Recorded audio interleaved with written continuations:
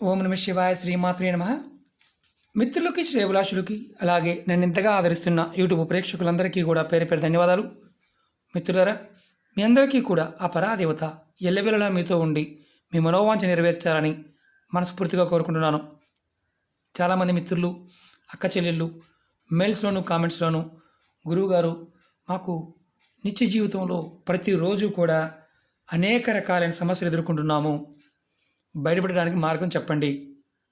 అలాగే మేము జాతక పరిశీలన చేయించుకున్నాము, రాహుకేతు దోషం ఉందన్నారు, శని దోషం ఉందన్నారు, అలాగే పితృదోషాల వల్ల ఇబ్బంది పడుతున్నామని చెప్తున్నారు, తేలికగా బయటపడడానికి మార్గం చెప్పండి అని చాలామంది అడగడం జరిగింది.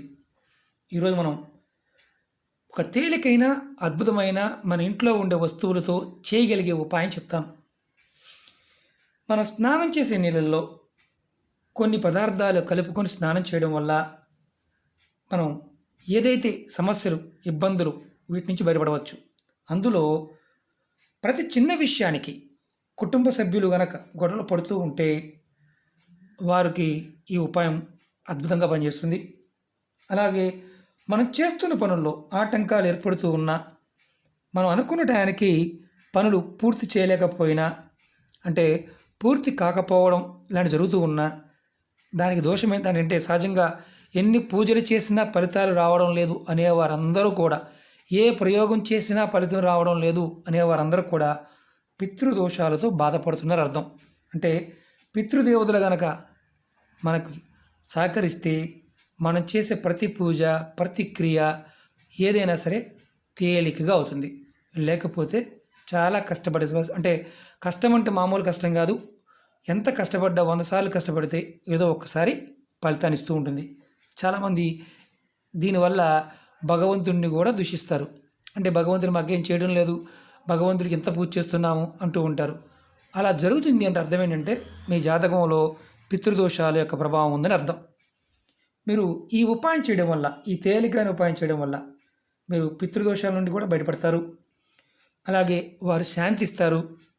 దానివల్ల మీరు చేస్తున్న పనుల్లో ఆటంకాలు తొలుగుతాయి. ఈ ఉపాయాన్ని ఆడవారైన మగవారైనా చేయవచ్చు. ఆడవారు నెలసరి సమయంలో మాత్రం చేయవద్దు. అలాగే ఈ ఉపాయానికి కావాల్సిన పదార్థాలు చెప్తాను. అలాగే మీకు ఈ వీడియో నచ్చినట్లయితే లైక్ చేయండి.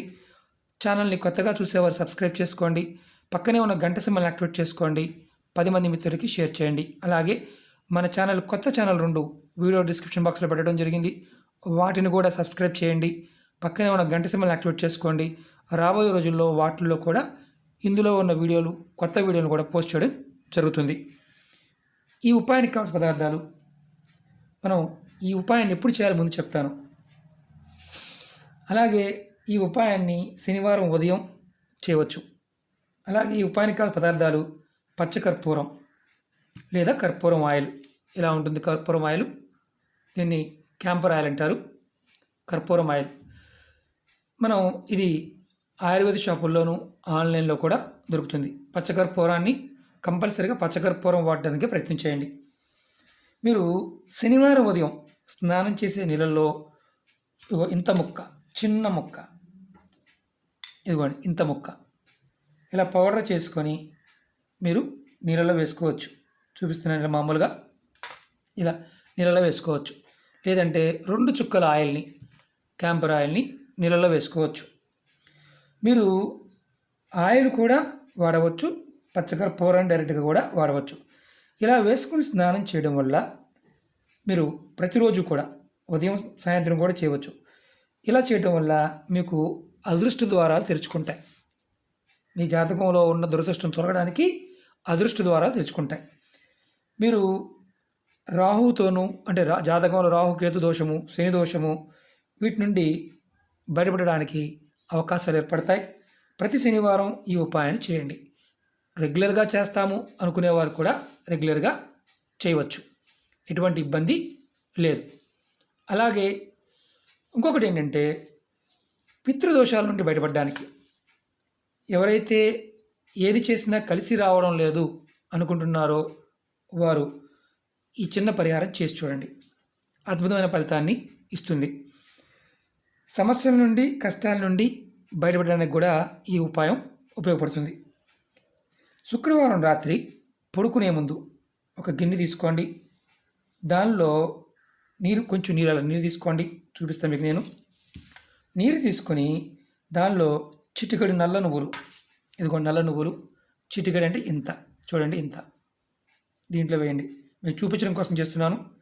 అలాగే తర్వాత దానిలో చిటికెడు నల్ల మినుములు, మినపప్పు ఉంటుంది కదా, పప్పు కాకుండా గుండ్రంగా ఉన్న మినుములు, పొట్టు తీని మినుములు చిటికెడు వేయండి. తర్వాత దీనిలో ఒక లవంగం, ఇదిగోండి లవంగం, ఒక లవంగాన్ని వేయండి. వేసి మీరు ఈ శుక్రవారం రాత్రి పడుకునే ముందు ఒక గిన్నెలో నీళ్ళు తీసుకొని దానిలో ఇవన్నీ వేసి పక్కన పెట్టుకోండి. గిన్నె మీద మూత పెట్టి ఉంచండి. ఇది ఎక్కడైనా పెట్టి ఉంచండి. రెండో రోజు ఉదయం, అంటే మీరు నిద్ర లేచిన తర్వాత, అంటే శనివారం ఉదయం మీరు స్నానం చేసే నీళ్ళల్లో రాత్రి మీరు గిన్నెలో పక్కన పెట్టుకున్న నీళ్ళని కలుపుకొని స్నానం చేయండి. ఈ ఉపాయాన్ని మీరు 5 శనివారాలు చేయండి. అంటే ఇలా శనివారం, శుక్రవారం రాత్రి వేసుకోవడం, శనివారం ఉదయం స్నానం చేయడం. ఈ విధంగా చేయటం వల్ల పితృదోషాలు, ఏదైతే పితృదేవతల వల్ల, శాపాల వల్ల ఇబ్బంది పడుతున్నారో, పనులు అవ్వడం లేదో ఆ పనులు పూర్తవడానికి మార్గాలు తెలుస్తాయి. అలాగే సమస్యలు తగ్గుతాయి. చాలామంది అంటూ ఉంటారు, గురువుగారు మాకు ఏది చేసినా కలిసి రావడం లేదు గురువుగారు, ఎందువల్ల? జాతకంలో మేము అన్నీ చేస్తున్నామండి, పూజలు చేస్తున్నాము, అయినా కలిసి రావడం లేదు, ఎందువల్ల?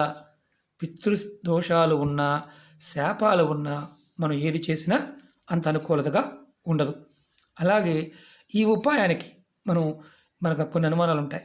ఇది ఎవరైనా చేయవచ్చు, నెలసరి ఉన్నప్పుడు మాత్రం చేయవద్దు. మతము, జాతి, కులం అలాంటిది ఏమీ లేదు. మరి ఇందులో ఉన్న గింజలు మన ఒంటి మీద పడతాయి కదా గురువుగారు, వాటి వల్ల ఏమైనా ఇబ్బంది అవుతుందా, ఇలా అనుమానం కూడా ఉంటుంది. అలాంటిది ఏమీ లేదు. మీరు స్నానం చేసేటప్పుడు వీటిని మామూలుగా అలా చేయడ్డం పెట్టి ఇవి తీసేసి కూడా స్నానం చేయవచ్చు. బకెట్లో వేసుకొని కూడా స్నానం చేయవచ్చు. తొక్కడం వల్ల కూడా ఎటువంటి నష్టము లేదు. తల స్నానం చేయాలా, మామూలు స్నానం చేయాలా అనుమానం ఉంటుంది. మీరు ఏది వీలేదు ఇది చేయండి. తల స్నానం చేయాలి రూల్ ఏమీ లేదు, మామూలుగా స్నానం కూడా చేయవచ్చు. రెండవది, మీరు బాగా బలంగా గుర్తుంచుకోవాల్సింది ఏంటంటే, ఇది 5 శనివారాలు కంటిన్యూగా చేయండి. మధ్యలో శనివారం గ్యాప్ వచ్చింది, ఏమైనా ఇబ్బంది ఏమీ లేదు. మళ్ళీ ఒక శనివారం ఎక్స్ట్రా చేయండి. ఎందుకంటే మనం ఖర్చు పెట్టి చేసుకోలేనప్పుడు ఈ చిన్న చిన్న పరిహారాలు, ప్రాకృతికమైన శక్తి మనకు సహాయం చేసే పరిస్థితిలో ఉన్నప్పుడు మాత్రమే చేయాలి. మరి పచ్చకర్పూరం వేశారు గురువుగారు, మీరు దాంట్లోనే వేశారంటే మీకు చూపించడానికి. మొదటి ఉపాయానికి కర్పూరం, రెండో ఉపాయానికి నీళ్ళలో ఎలా వేయాలని చూపించారు. ఎందుకంటే మనకు అనుమానాలు చాలా ఎక్కువ ఉంటాయి.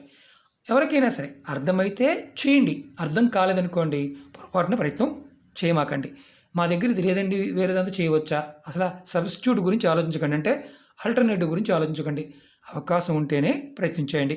ఓకే మిత్రులారా, మీకు ఈ వీడియో నచ్చినట్లయితే లైక్ చేయండి, ఛానల్ని సబ్స్క్రైబ్ చేసుకోండి, పక్కనే ఉన్న గంట సింబల్ యాక్టివేట్ చేసుకోండి, 10 మంది మిత్రులకి షేర్ చేయండి. ఓం నమః శివాయ, శ్రీమాత్రే నమః.